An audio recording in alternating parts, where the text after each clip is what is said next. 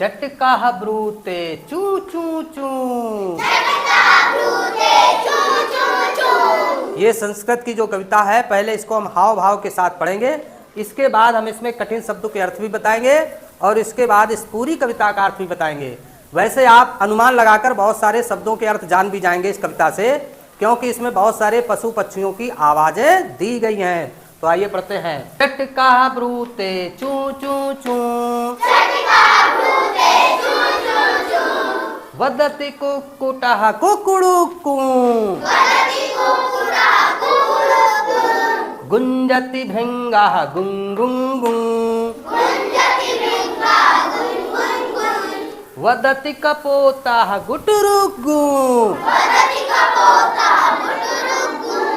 शिखिना वाणी केका केका, टर टर करते मंडूका, बाला विहसति हा हा हा,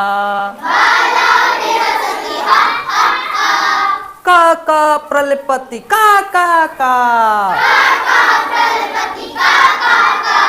वदति वानरा खौ खौ खौ,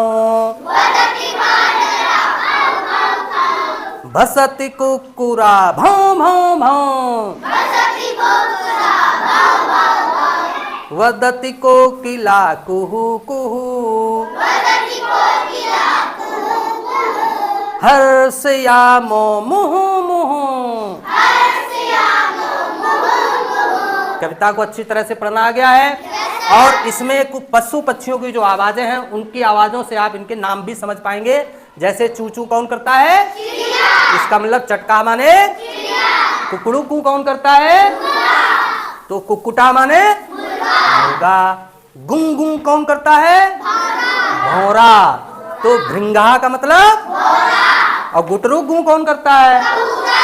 कपोता में। और केका केका कौन करता है? शिखिना का मतलब। और टर टर कौन करता है? तो मंडूका में। बाला का मतलब बच्चे, व्यसत का मतलब हंसते हैं। कैसे हंसते हैं? और का कौन चिल्लाता है? तो काका मीन्स खौ खौ कौन बोलता है? वानरा मीन्स भौं भौं कौन करता है? कुकुरा मीन्स कुहू कुहू कौन करता है? कोकिला मीन्स। और मुहु मुहु का मतलब होता है बार बार। और हर्ष का मतलब हंसना, खुश होना। हम लोग खुश होते हैं बार बार। कुछ शब्द और है जो इसमें प्रयोग किए गए हैं, जैसे ब्रूते। ब्रूते का मतलब बोलती है, यानी चिड़िया बोलती है चू चू चू। वदति का मतलब भी होता है बोलना। वदति कुक्कुटक यानी कि मुर्गा बोलता है कुकड़ुकू। गुंजत मतलब गूंजता है। भौरा कैसे? गुन गुन गुन।